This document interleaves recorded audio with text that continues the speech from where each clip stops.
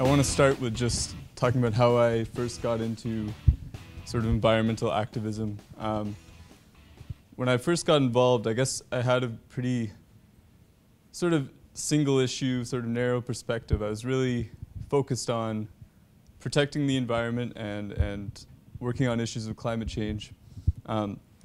Very well intentioned, but I realize now that it was a bit of a narrow perspective, that I needed to kind of broaden it. And so, like, when I came to Trent and in the Indigenous Environmental Studies program, going to so many great events and talks and just through personal discussions, I came to see that there was so much more than just focusing on environmental issues, that everything was so interconnected, that, you know, movements like feminist movements and labor rights movements, Indigenous rights and sovereignty, all of these movements, these, you know, liberation movements basically, were very much connected, very much not with the same goals, but addressing some of the same systems and issues that the environmental movement was attempting to address.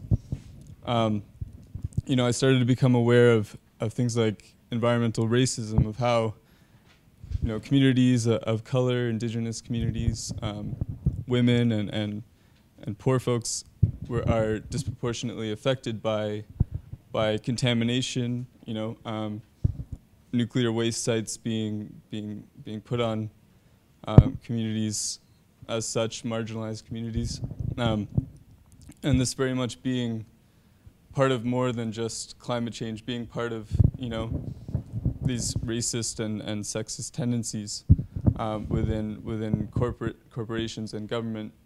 And so realizing how much the movement needed to be broadened out, and realizing how if we really want to address climate change and environmental degradation, we have to look at the systemic causes. We have to look at what's really behind all this, which is something I didn't have a solid analysis of before. And so I've come to see that, you know, if we're talking about protecting the environment, we need to talk about, you know, capitalism and colonialism and heteropatriarchy, all these, you know, these big words that it's difficult sometimes to unpack. But I realized this, and you know, I was at Power Shift, big environmental climate justice conference on the weekend. Happens every few years.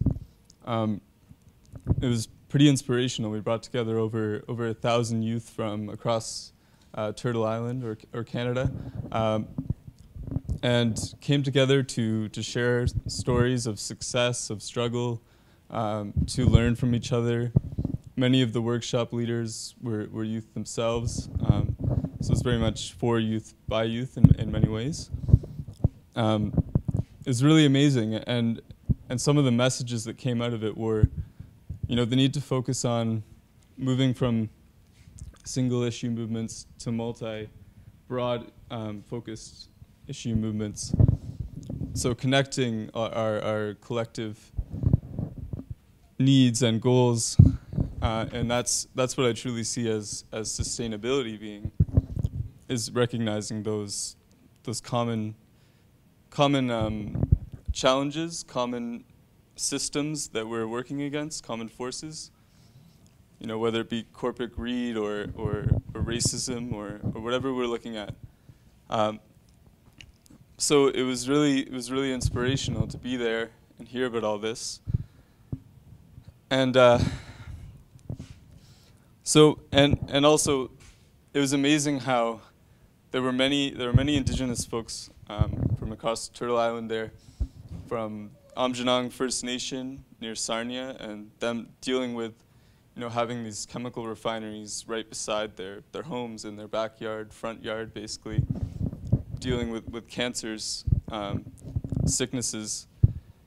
And so they were sharing their story.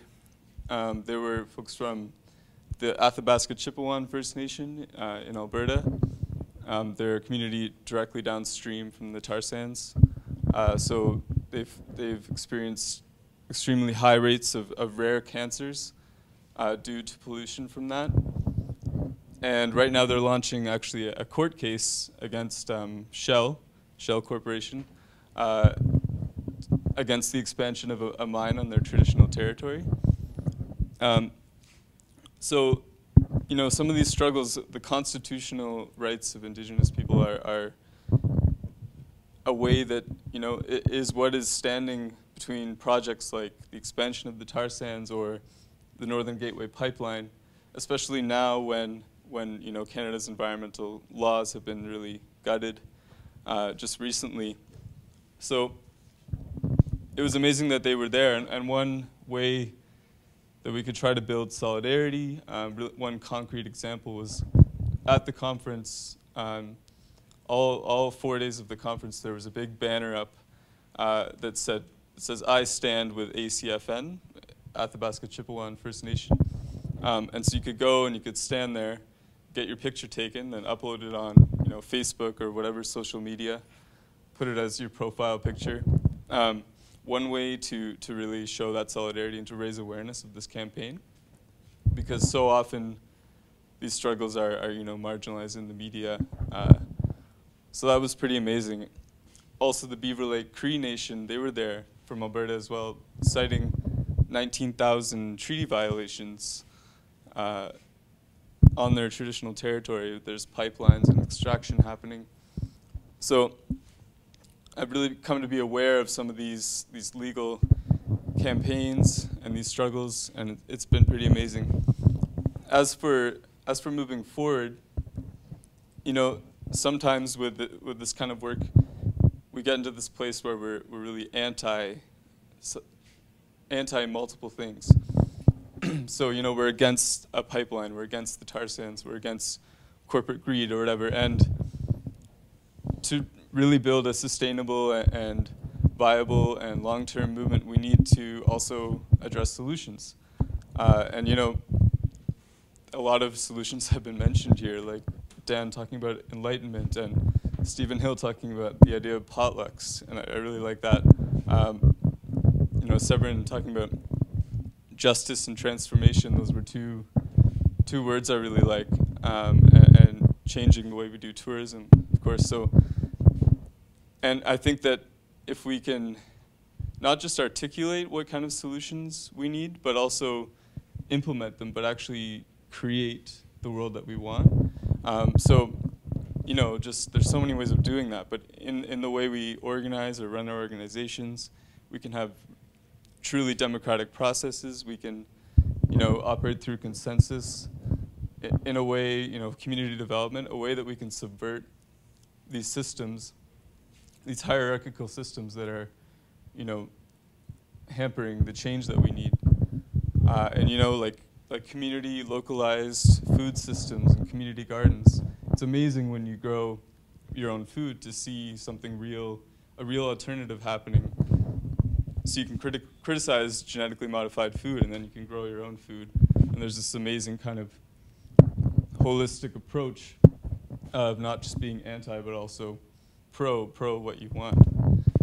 So yeah, I'd like to end on that note, that hopeful note.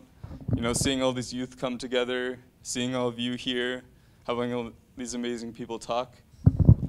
You know, people are very much still engaged and involved, and despite the immense challenges we're facing, I think we can achieve the change that we need and transform our society to a sustainable future. So thank you.